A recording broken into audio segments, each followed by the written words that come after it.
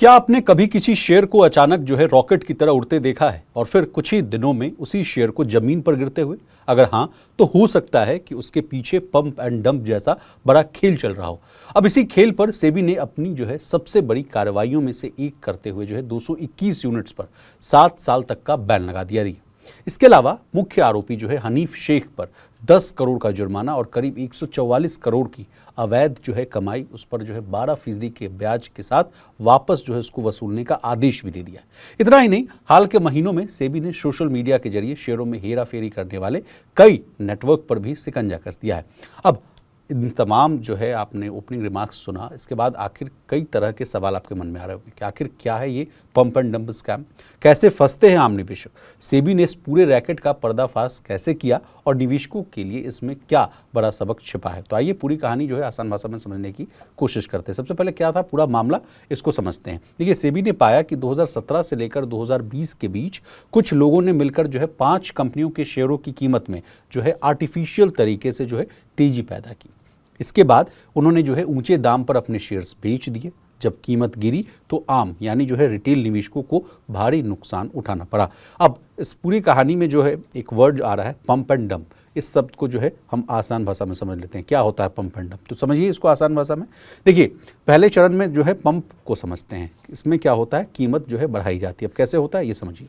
पहले धोखेबाज किसी छोटे या कम कारोबार वाले जिसमें कम ट्रेडिंग वॉल्यूम हो, उस शेयर को बड़ी मात्रा में खरीद लेते हैं। फिर social media, WhatsApp, Telegram, SMS या अन्य माध्यमों से उस शेयर के बारे में झूठी या बढ़ा चढ़ाकर यानी एग्जैगरेटेड बात होती है वो खबरें फैला देते हैं। इससे लोगों को लगता है कि शेयर बहुत अच्छा है, उसकी कीमत तेजी से बढ़ सकती है। और होता भी वही है, क्योंकि जो लोग सुनते हैं और फिर वो पैसा लगाते हैं तो उससे शेयर के प्राइस में, एक्शन में तेजी देखने को मिलती है।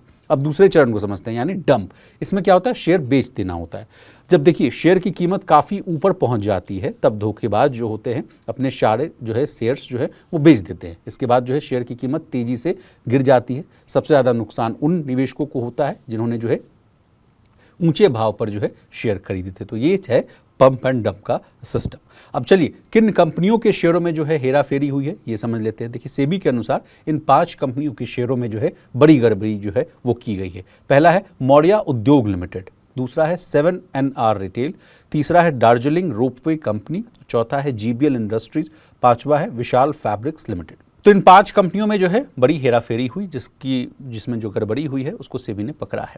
चलिए अब हनीफ शेख की क्या भूमिका थी उसको भी समझ लेते हैं। देखिए, सेबी के मुताबिक हनीफ शेख इस पूरे नेटवर्क का मास्टरमाइंड था, यानी मुख्य साजिश करता था।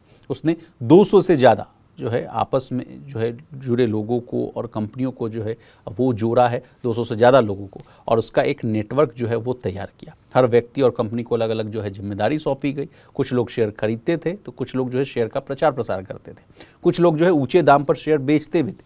इस तरह पूरे ऑपरेशन को योजनाबद्ध तरीके से चलाया गया। सेबी को क्या मिला जांच में, अब इस बात को समझ लीजिए। जांच में पता चला कि शेयरों की कीमत है उसको आर्टिफिशियल तरीके से बढ़ाया गया।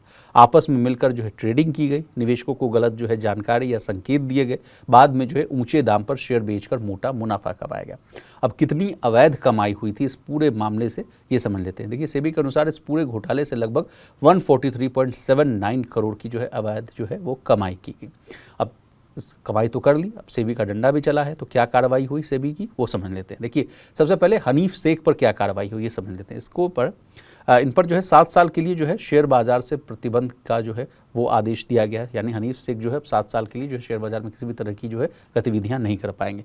10 करोड़ का इन पर जुर्माना भी लगा है। उससे जुड़ी 5 प्रमुख यूनिट्स, उन पर भी कार्रवाई की गई है। 6 साल के लिए बाजार से इनको प्रतिबंध किया गया है। हर यूनिट पर 2 करोड़ का जुर्माना लगाया गया। अब अन्य कार्रवाइयाँ क्या हुई ये समझ लेते हैं। कुल 221 यूनिट्स पर सेबी प्रतिभूति बाजार है यानी सेबी है उसमें कारोबार करने पर रोक लगाई गई है। सभी दोषियों से 143.79 करोड़ की अवैध कमाई वापस लेने का आदेश दिया गया है। और जितनी भी ये राशि है उस पर 12% का सालाना ब्याज वो भी देना होगा। अब सेबी ने इस मामले को इतना गंभीर क्यों माना ये भी समझना जरूरी है। देखिए, सेबी के पूर्वकालिक सदस्य थे अमरजीत सिंह ने, उनके अनुसार जब बात की गई उनसे की टेक अवेज सामने आया, उन्होंने कहा कि ये कोई देखिए छोटी मोटी गड़बड़ी नहीं थी। ये पूरी तरह जो है सुनियोजित तरीके से और बड़े स्तर पर चलाया गया नेटवर्क था। इससे शेयर बाजार की जो ट्रांसपेरेंसी है वो प्रभावित हुई है, सेंटिमेंट बिगड़ा है, लोगों का जो है मनोबल है, जो मोराल है वो गिरा है, आम निवेशकों का जो भरोसा है वो कमजोर हुआ है। तो इसलिए सेबी ने जो है इस पूरे मामले को गंभीरता से लिया और इस पर कार्रवाई की है। अब इसके ऐसा नहीं है कि ये कोई पहला मामला है। जब मैंने इस स्टोरी पर रिसर्च किया तो ऐसा मैंने पाया कि सोशल मीडिया के जरिए जो है एसएमई यानी स्मॉल एंड मीडियम इंटरप्राइजेस भी जो हैं पंप एंड डंप नेटवर्क का है उस पर भी जो है कार्रवाई की गई थी। मई 2026 का यह मामला है।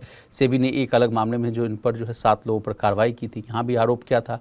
तो ट्विटर पर, जो इसको अब एक्स के नाम से जाना जाता है, या व्हाट्सएप टेलीग्राम पर जो है शेयर टिप्स देकर जो है एसएमई शेयरों में जो है आर्टिफिशियल तेजी लाएगी। पहले खुद जो है शेयर खरीदे गए, फिर सोशल मीडिया पर प्रचार किया गया। देखिए वही टेंडेंसी जो है देखने को मिल रहा है, वही पैटर्न देखने को मिल रहा है कि भाई पहले आप जो है किसी शेयर को जो है निचले स्तर पर खरीद लेते हैं, जमकर जो है खरीद लेते हैं, उसके बाद उसको तमाम सोशल मीडिया प्लेटफॉर्म्स के जरिए और जितना भी जो कम्युनिकेशन का मीन्स है उसके जरिए उसका प्रचार प्रसार कराया जाता है। और उसके बाद जो है जब आम निवेशक उस शेयर को खरीद लेता है, उनका पैसा लग जाता है और शेयर जब ऊपर चढ़ जाता है तो आप जो है अपने शेयर जो है ऊंचे दाम पर बेचकर निकल जाते हैं।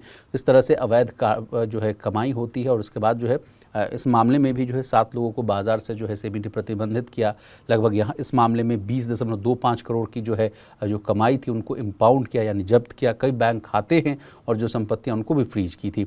एक अलग मामला है एलीट कॉन इंटरनेशनल का भी मामला है। ये मार्च 2026 का मामला है। सेबी ने देखिए एलीट कॉन इंटरनेशनल और उसके जो है शीर्ष अधिकारियों के खिलाफ भी अंतरिम जो है वो कार्रवाई की थी। निवेशकों को गुमराह करने वाले खुलासे किए गए थे। मुख्य आरोप ये था शेयर की कीमतों में जो है वही आर्टिफिशियल तेजी लाने की कोशिश की गई थी। यहाँ भी कार्रवाई हुई थी सेबी की, और सेबी ने जो है कंपनी और कई अधिकारियों को जो है बाजार से प्रतिबंधित किया था। लगभग यहाँ जो है 51.3 करोड़ की जो है कथित अवैध जो कमाई है उसको जब्त की थी। खातों को फ्रीज किया था। फॉरेंसिक ऑडिट का जो है आदेश दिया गया था। इसके अलावा अप्रैल से जून 2026 की बात किया तो कई शहरों में जो है सर्च एंड सीजर ऑपरेशन चलाया गया था। सेबी ने जो देखिए अहमदाबाद, मुंबई, गुरुग्राम सहित कई स्थानों पर जो छापेमारी की थी।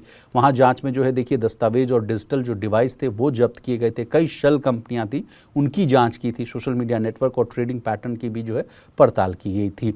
तो ये लगातार जो है हम लोग देख रहे हैं कि इस तरह का जो है मामला सामने आ रहा है और सेबी की तरफ से जो है कार्रवाई की जा रही है। लेकिन अब जाते जाते हमारा काम है लोगों को फाइनेंशियली लिटरेट भी करना। तो निवेशकों के लिए क्या सीख है, 2-4 पॉइंट्स मैं आपको बता देता हूँ। देखिए सोशल मीडिया और व्हाट्सएप पर मिलने वाले ये शेयर जल्दी दोगुना होंगे, मल्टी बैगर बन जाएंगे, रातों रात आपको अमीर बना देंगे, जैसे अगर कोई मैसेज आए या संदेश आए तो इस पर जो है आंख बंद करके आपको भरोसा नहीं करना है। किसी भी शेयर में निवेश करने से पहले कंपनी के फंडामेंटल्स को समझिए, कारोबार क्या करती है वो समझिए, और उसकी जो आधिकारिक जानकारी है उसको ज़रूर आप जांचिए।